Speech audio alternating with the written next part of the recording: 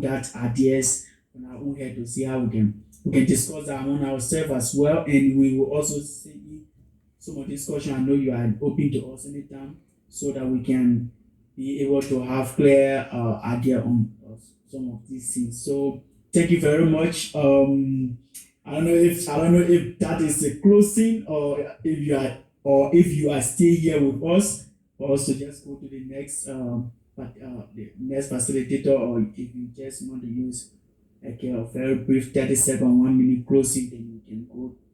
Yeah. If you are leaving us. Oh, thank you, Isaac. Since the last presenter listened to me, so I would also listen to the second presenter. I always love to learn, and so I will stay also for the second presentation. And after that, probably I see from the timetable that after that is just in-house business. So probably I can leave you guys to continue with your business after that, if you allow me.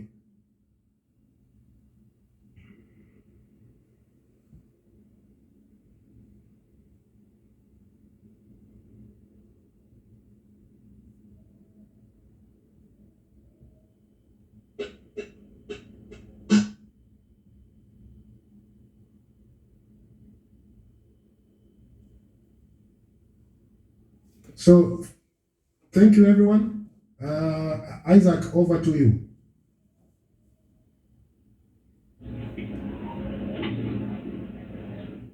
Oh, sorry. Okay, thank you very much. Thank you. Like I was saying, I see in the message box there are a lot of questions there, so we will address that. And also with the issue of the website, I will send in Wajibu website to the message box. You can just click it. You can follow the organization and the work they do. So we will be looking for that as well. We want to first very quickly go to our next presenter, because we have already, okay, the link is already there since I've sent. So we want to use this time to welcome our next presenter. She gave you a very brief introduction about herself. Maybe she'll also talk about that later on, maybe before the presentation. But she is passionate African, and I know we can't wait to listen to her. So, Miss Esther, Yes, Isaac, I'm here. Can you hear me better this time? Yes, very, very well. Can hear you very clearly, and thank you for joining us. Thank you so much. What a powerful session. Thank you, Moses, for the great reminder of what we can do as Africans. And of course, it is true. It's worrying that we make top the list of corrupt people in the world. So it means there's something about us that we may need to change about our culture and our values.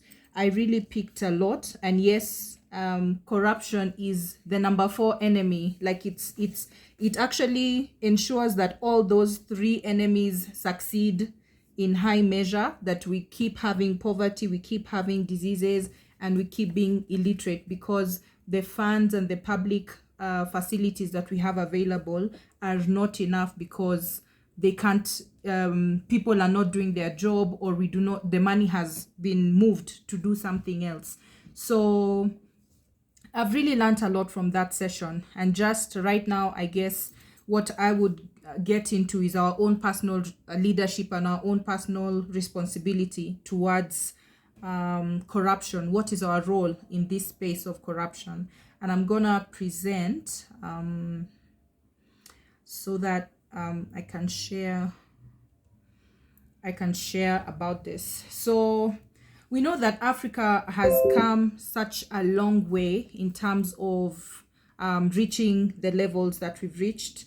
We have overcome slavery, we've overcome colonization, and we all have visions that we have within our own space of what we want Africa to be. I know individually as countries, we have the visions that we want to see For example, in Kenya, we have Vision 2030, we have the SDGs, we have the Millennium Development Goals. But what are the dreams that we have for Africa?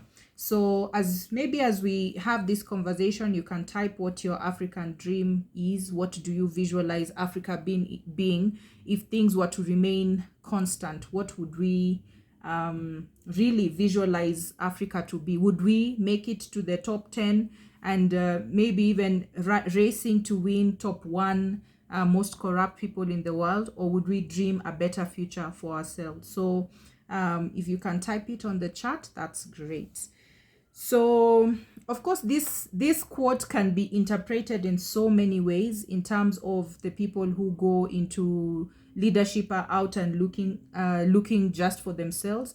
But we can also look at it in terms of fighting corruption, and that when we are fighting corruption, it's not just because of the idea, but we are also fighting for a space for ourselves, and we're also fighting for a space for our children. We are fighting. So the quote goes, always bear in mind that people are not fighting just for ideas, for the things in anyone's head. They are fighting to win material benefits, to live better and in peace, and to see their lives go forward, to guarantee the future for their children. So you can interpret this in the other way, whereby people are selfish and looking at this in their own interest. But I chose to interpret it in terms of when we are fighting corruption, it's not just that corruption is bad, but we are also striving and fighting for a better life for our children. We are fighting so that our grandchildren can have a better future. You see, in Africa, we have so many of us hoping to go abroad. And I think before many of us settled, a lot of our peers were always striving to go to America, to Canada, to Australia, to many countries, just to escape the Africa that things do not work, you know. And so when we are coming in a situation whereby we are fighting corruption and we are fighting all these negative experiences that we have in terms of ensuring that systems work, and what Moses talks about, we are trying to build a society that is devoid of these malpractices and things work. You go to school and your children, if you do not have fees, can access bursary.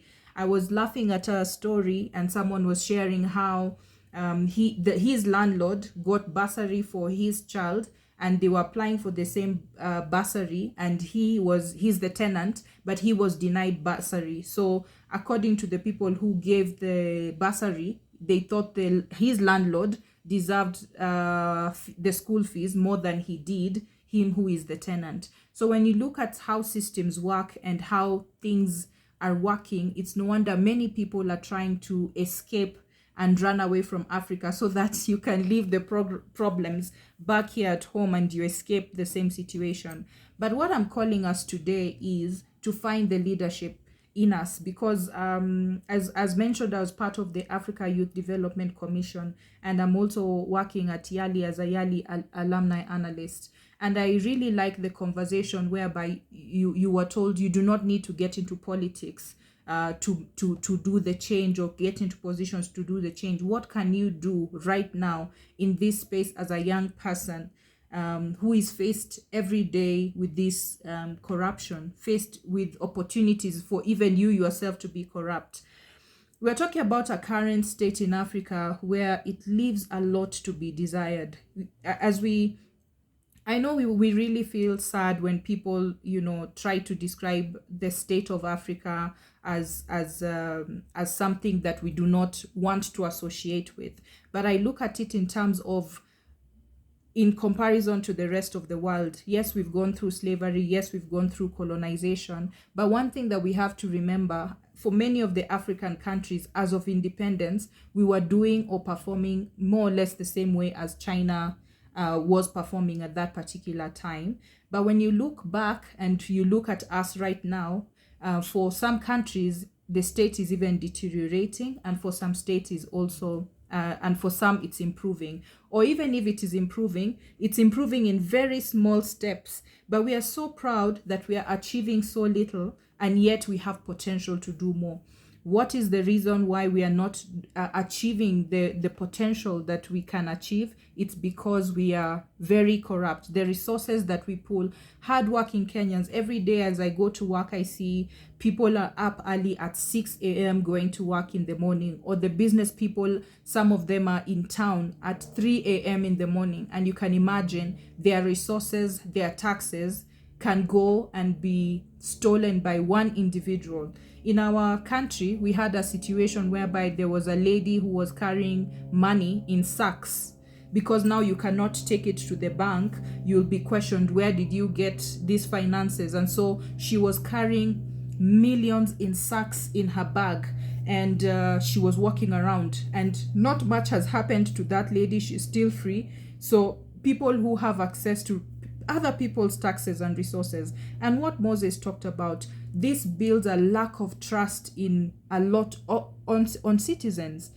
For example, you as a young person, are you happy to pay taxes when you know all your taxes are going to be going into someone else's pocket? They're going to be increment of another person's already existing sitting allowance and humongous salary. So when you look at some of the issues in Africa, is now that you realize that this is what is causing a lot of poverty, and the fact that we are accepting it as Africans, the fact that even us, when we get into these positions, we continue with the same culture. We continue to also be robbers. We also continue to take a little bit away from the citizen. Those are some of the things about our culture that are causing us to always be poor.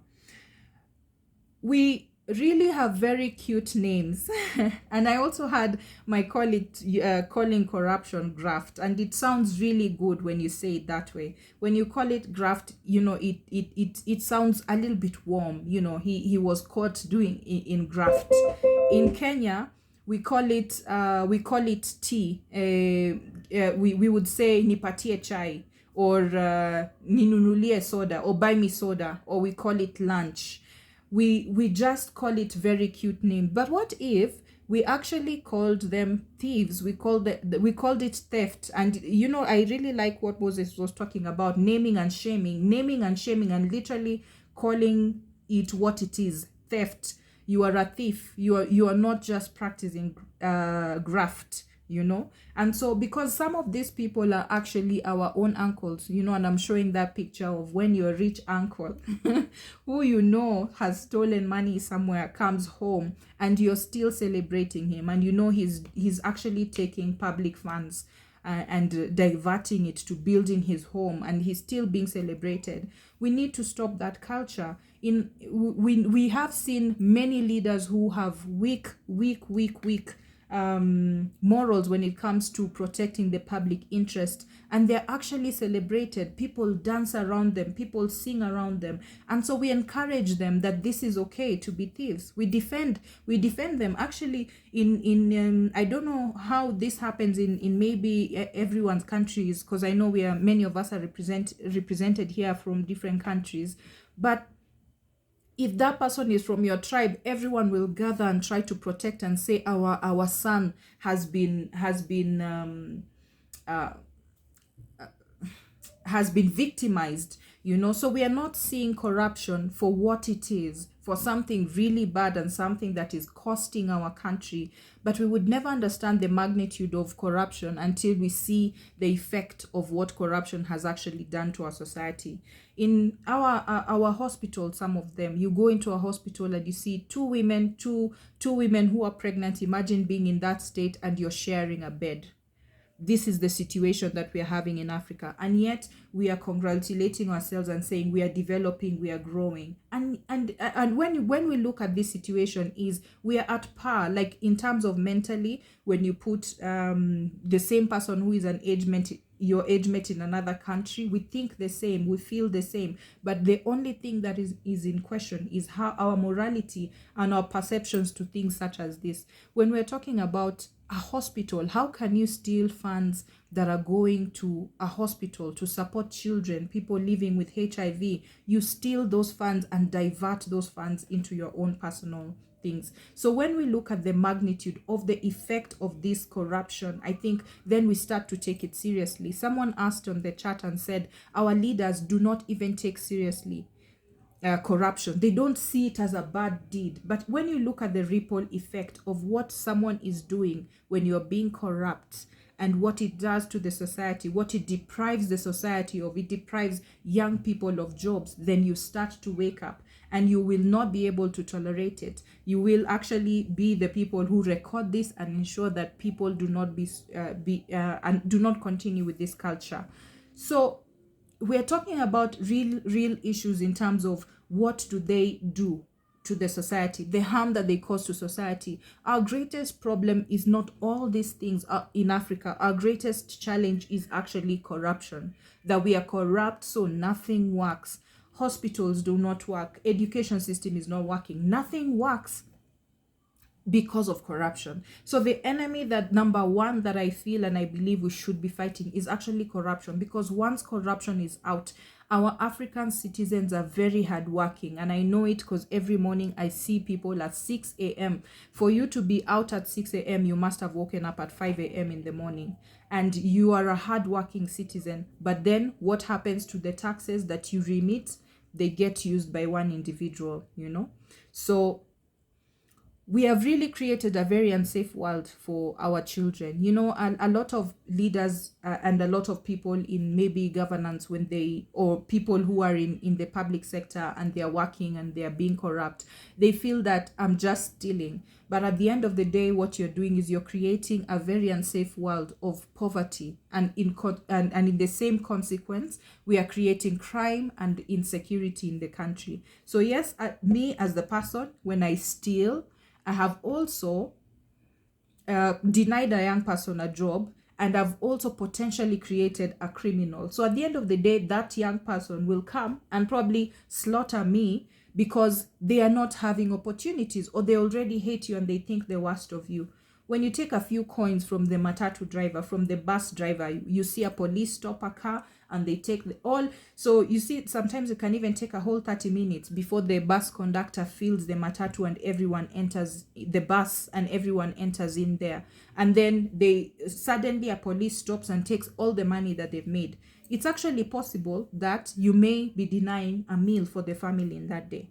We are cutting the very feet of our children that they can climb out of poverty. So you are trying to strive and get out of poverty, and then you find someone who is corrupt and robs you of your money. People are paying so much money just to get jobs, and just to only not get those jobs at the same time. So corruption, because we can only talk about ourselves sometimes.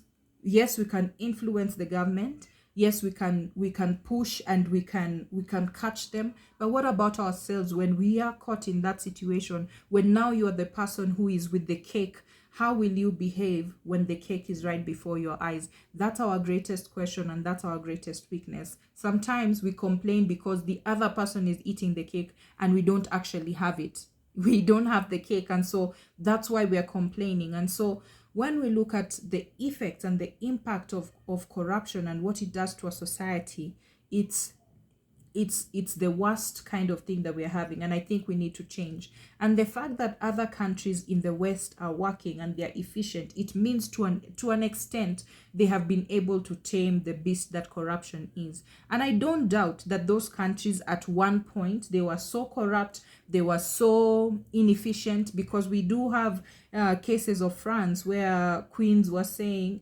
that people, because there's no bread, give people cake, or they were buying shoes, a lot of shoes with the public funds. So yes, corruption is something that has been in other countries, but they have been able to tame it. We also have to find a way to tame it. So what can we do, you ask? And you think you're only one person. How can you change the entire world? Africa needs leaders who are fearless and can stand for something. Amidst adversity, they can take a stand. Are you that type of person? And how will you be able to do this? Are you the type of person? Because it starts with you. It starts with you deciding that I will not bribe no matter what, no matter what. I remember a time when during Christmas we had the city council people. They came and they were saying that our water bill is about $5,000, and usually a water bill would be even $5. That's how cheap water can be if you're not using any, if you're not paying other services other than the normal council water. And so I remember everyone in the family was really panicking and saying, oh, we need to really pay these people because we will not have water over Christmas. But I said, we cannot use water that is worth $5,000. It's not possible that we use that water. So they need to check their systems and change their systems, because we are not a manufacturing company. We cannot have had that much. But all these people were doing is actually wanting bribe from us, because they know what Moses was talking about. You are afraid.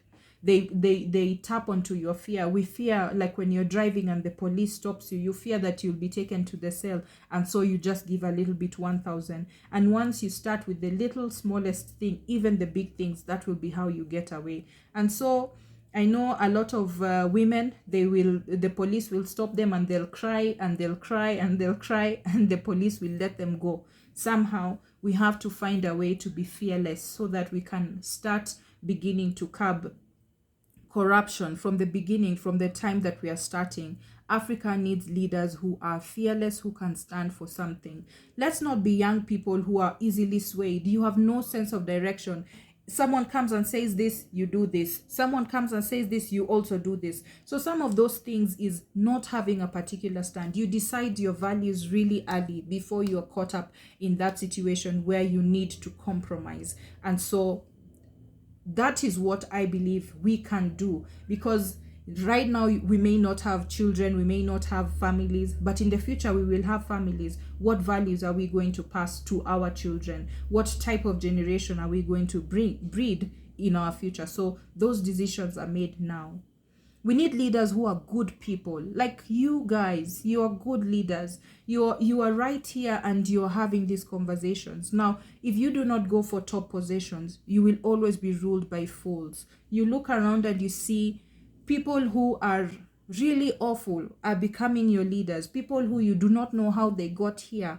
So personally, I would say get into those spaces, get into become members of political parties, so that you're able to influence, so that you're able to vote, so that you are in positions where you can influence decisions and about policies. Yes, you can run on the streets. Yes, you can fight for your rights. But who is going to defend your responsibility? Your responsibility is for us to take.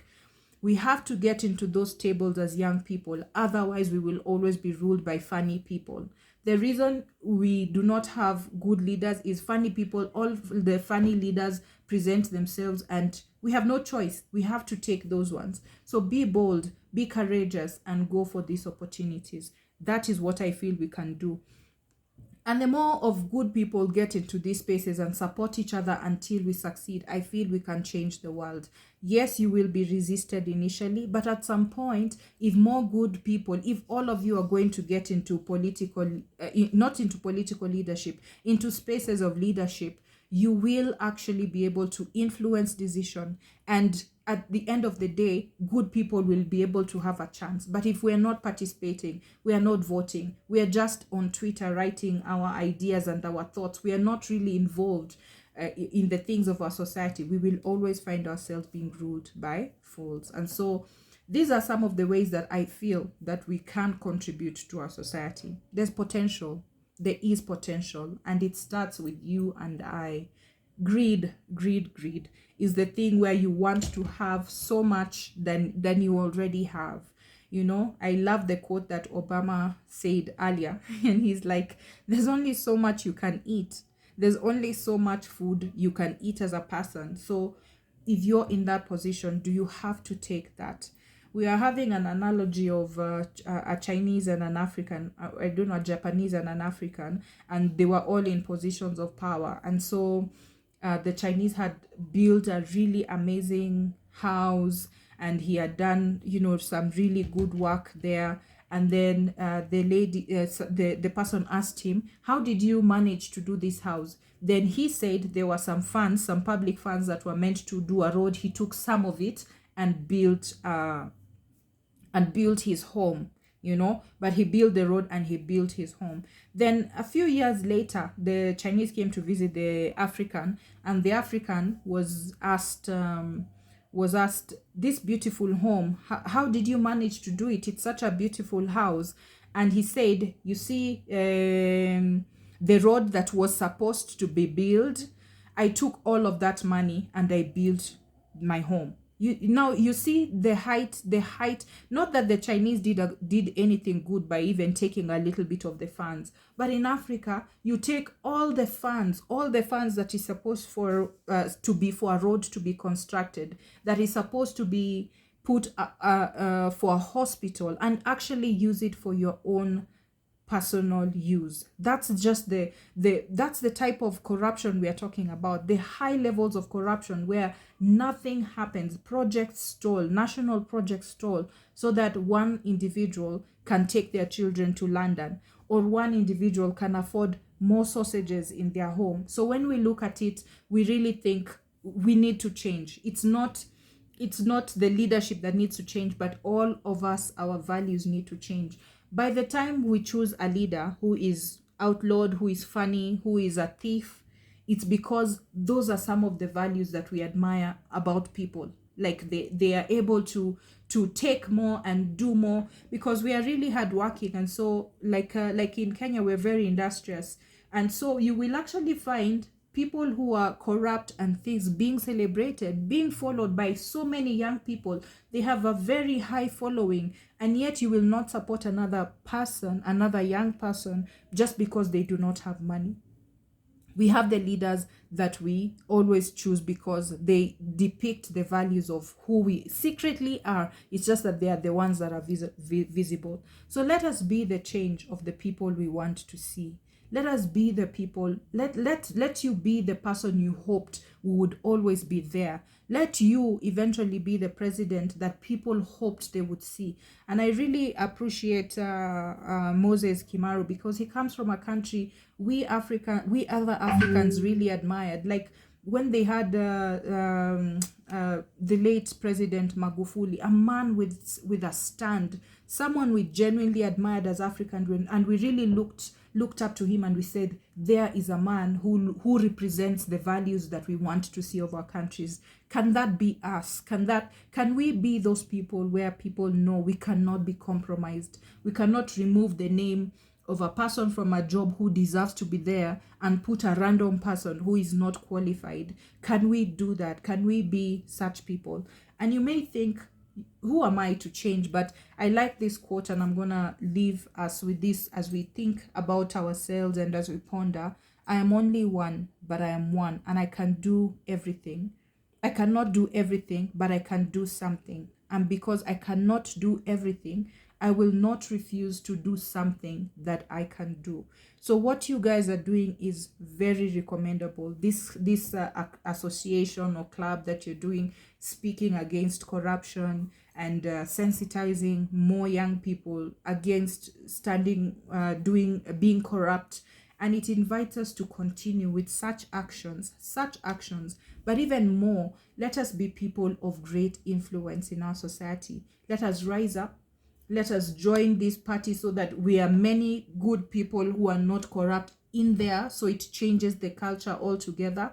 But if we're always watching in the sidelines, we will always have funny people leading us, right?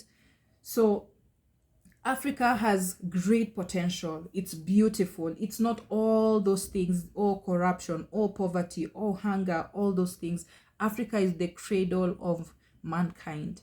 And what an honor to be the place where life began worldwide. If this story is actually as is, then it means this should be the model where values stem from. And yes, I really appreciate that in Africa we have a great sense of morality, of goodness, even Ubuntu, the values of I am because we are. We have such wonderful values. If we're able to tap into those values and ensure that our continent is clean, it has good values that we are able to share even with the world. So just mine was not so detailed. It's just to call upon our own leadership and our own power, so that we can take ourselves to the space whereby we can speak with authority in the world.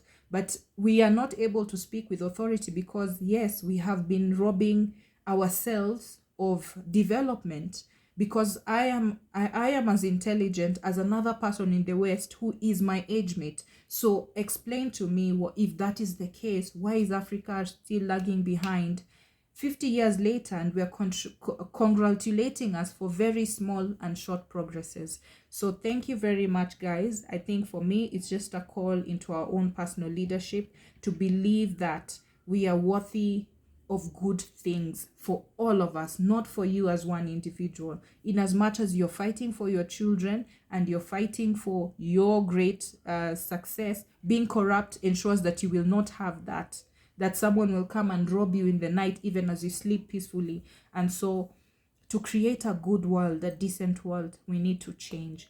And we can only speak of ourselves as ourselves being here, because yes, we want to catch the thief and we will strive to catch the thief, but it begins with us. Yeah. Thank you so much.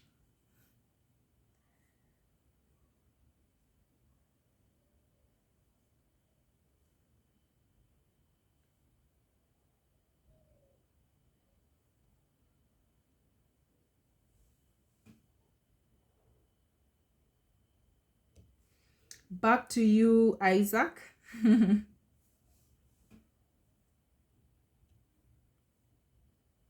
Yes, thank you. Thank you so much for this splendid presentation. I personally, for me here, I'm very, very much moved. Like we always say, we are the student against corruption. We are young and passionate. We have this vision. We have this. We are carrying this idea that is bigger than us. So we always form part of this session to also learn ourselves, because when we are leading the church, we also hold ourselves